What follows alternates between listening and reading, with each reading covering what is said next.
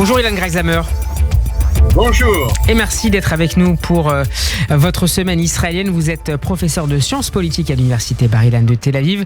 La dernière semaine a évidemment été dominée, Ilan, par l'opération israélienne Bouclier Flèche contre le djihad islamique dans la bande de Gaza.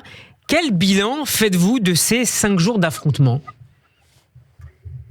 Bon, disons que sur le plan des résultats immédiats, Israël s'est débarrassé, disons, pour employer un mot aimable, s'est débarrassé des principaux chefs du djihad islamique. Il faut rappeler à vos auditeurs que le djihad islamique n'est pas la force dominante dans la bande de Gaza. La force dominante, c'est le Hamas. Le djihad islamique est un peu différent dans la mesure où il est surtout soutenu et subventionné par l'Iran, mais tout aussi dangereux. Et disons, sur le plan positif, ça va prendre un bon moment à cette organisation à réparer son organisation et à reprendre ses activités terroristes. Donc c'est plutôt une bonne nouvelle de ce point de vue-là. De ce point de vue-là, c'est une bonne nouvelle, mais une bonne nouvelle à court terme, parce que on sait très bien dans les organisations terroristes que quand certains disparaissent, il y en a des nouveaux qui viennent à leur place, et donc il n'y a pas de raison, en fait, à ce que d'ici quelques mois, en fait, le djihad islamique reprenne ses activités de lancer de roquettes, ses activités d'agression contre Israël. Donc, je dirais, à court terme, ce sont de bonnes nouvelles. À long terme, les habitants les habitants israéliens en bordure de la bande de Gaza disent oui, mais si c'est pour que ça reprenne dans quelques semaines ou dans quelques mois, qu'est-ce que nous avons obtenu ? Donc, si je vous comprends bien, Ilan Greisamer, vous doutez un peu de l'efficience de cette politique d'opération d'élimination ciblée. Parce qu'Israël a une longue expérience de cela. Nous avons quand même ôté du terrain, disons, pas mal de chefs terroristes dans l'histoire du conflit. Et le journaliste Ronen Bergman est d'ailleurs revenu sur cette longue histoire des éliminations ciblées israéliennes. Absolument. Donc, c'est certainement quelque chose qui agit à court terme. Nous n'allons plus entendre parler du djihad islamique pendant quelques semaines ou quelques mois, mais d'autres prendront leur place. Et donc, ce n'est pas résoudre le problème du terrorisme palestinien et des agressions et des roquettes à long terme. Voilà ce qu'on peut dire. Il y a un côté positif et un côté négatif. Le côté négatif, c'est aussi le fait que lorsqu'on élimine des chefs terroristes, on élimine en général aussi ceux qui sont autour d'eux, leurs familles, leurs femmes, leurs enfants. C'est vrai que cette fois-ci, Israël a été très, très, très précautionneux et très ciblé, mais il y a quand même eu ce que l'on appelle des dommages collatéraux qui ne font pas très bonne impression, disons, au niveau de la communauté internationale. Donc, je dirais un bilan mitigé, mais il est vrai que du point de vue de Netanyahou, les choses ont été positives, puisqu'il est remonté dans les sondages et que les gens à nouveau l'ont vu comme Monsieur Sécurité. Il a d'ailleurs été soutenu par les deux chefs de l'opposition. Ilan, vous diriez qu'on a retrouvé je mets des guillemets évidemment, l'ancien Netanyahou beaucoup plus mesuré sur les opérations militaires et en capacité de neutraliser, y compris au sein de sa majorité, les personnes qui iraient un peu trop loin selon lui ?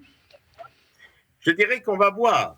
On ne peut pas savoir. Maintenant, l'opération militaire est terminée, il y a le cessez-le-feu, les gens sont rentrés dans leur maison. Qu'est-ce que va faire le gouvernement ? Est-ce qu'il va en revenir à la réforme judiciaire qui a provoqué ces immenses manifestations?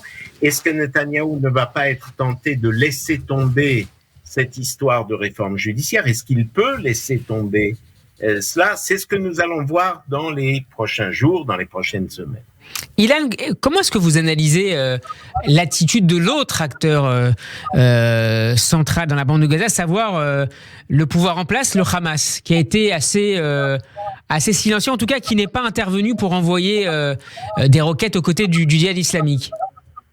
Oui, ça, disons, c'est un des points positifs de cette opération. Elle a été ciblée entièrement sur le djihad islamique et on a laissé très soigneusement le Hamas de côté. On n'a pas détruit d'installation majeure du Hamas et le Hamas, de son côté, s'est tenu à part. D'un côté, je dirais que le Hamas ne doit pas être si mécontent que cela, que son rival dans la bande de Gaza ait reçu ses coups.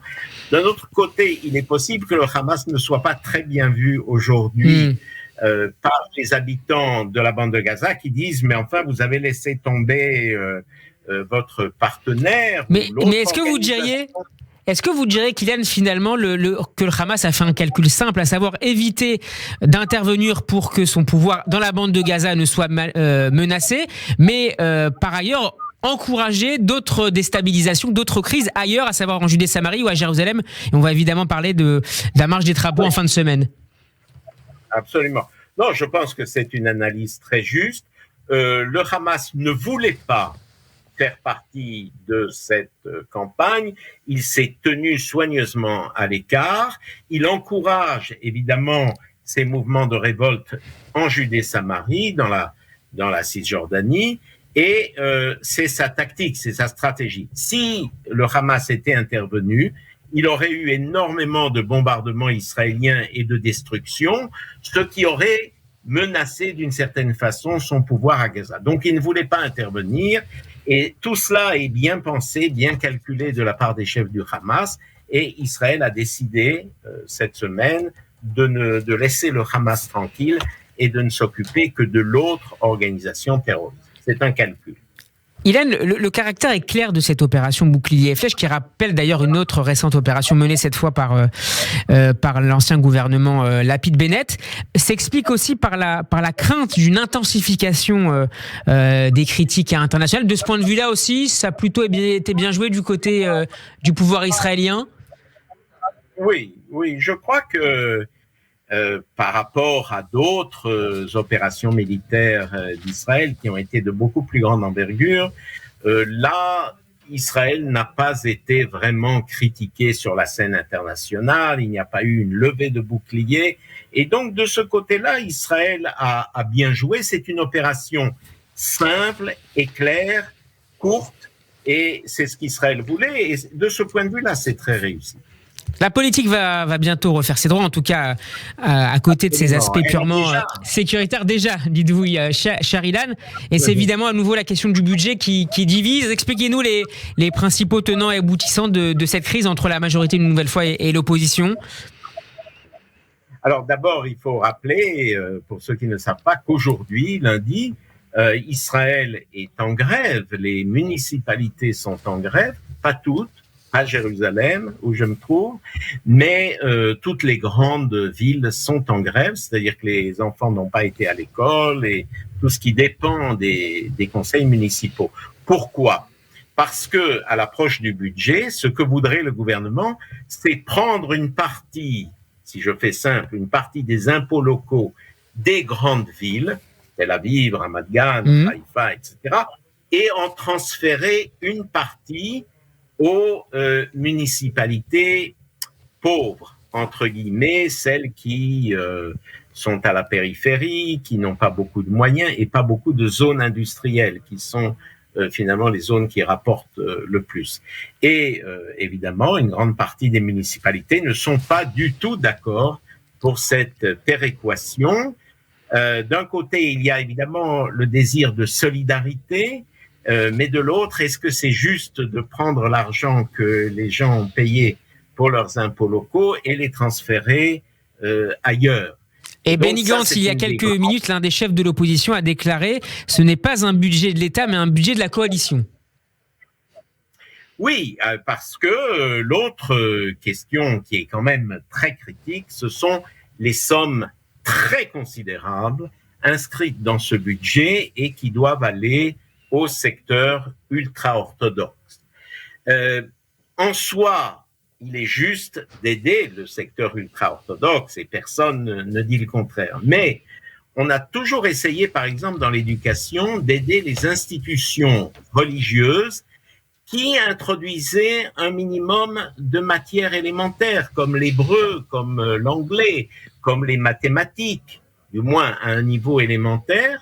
Or là, l'argent va carrément en bloc aux institutions ultra-orthodoxes, y compris à celles qui ne font pas du tout de matière laïque. Or, une des grandes questions d'Israël, c'est comment inciter les jeunes Haredim, les jeunes ultra-orthodoxes, à entrer sur le marché du travail. Or, si vous n'avez fait aucun calcul, aucun hébreu, aucune chose de base autre que l'étude de la Gemara, c'est très difficile d'entrer sur le marché du travail et d'obtenir pour une grande famille un salaire qui soit suffisant. Donc, la critique est aussi sur cette question de transfert de fonds promis à la coalition aux différents partis de cette coalition. Un dernier mot, Ilan, sur la performance de Noa Kirel, la représentante d'Israël samedi à l'Eurovision. 3e place, une belle, un beau succès. Les commentaires autour de cette soirée d'Eurovision en Israël, qu'est-ce qu'on en a pensé ? Oui, les gens sont très contents. Si on cherche l'unité en Israël, l'unité qu'on ne trouve pas sur la réforme judiciaire, eh bien, on peut la trouver dans le fait que nous tous les Israéliens, nous avons soutenu Noa Kirel. Vous ne trouverez pas un Israélien qui ne dirait qu'elle méritait la première place et que c'était la meilleure chanson et la meilleure performance. D'ailleurs, je vous dirais que c'est également mon avis. Je pense qu'elle était de loin la meilleure. Et la 3e place est tout à fait bien. Et je crois que elle nous annonce une grande carrière internationale. Et c'est vraiment une professionnelle extrêmement douée. Eh bien, on lui la souhaite. Merci beaucoup, Ilan Greisamer, d'avoir été avec nous. On peut retrouver votre semaine politique et donc musicale, une fois n'est pas coutume, cet après-midi sur radioj.fr, évidemment, sur notre page YouTube en vidéo. Très bonne semaine à vous, cher Ilan, et à la semaine prochaine. Les chansons peuvent avoir un aspect politique. Politique et même géopolitique, notamment autour de l'Eurovision. Merci, Ilan. Bon après-midi.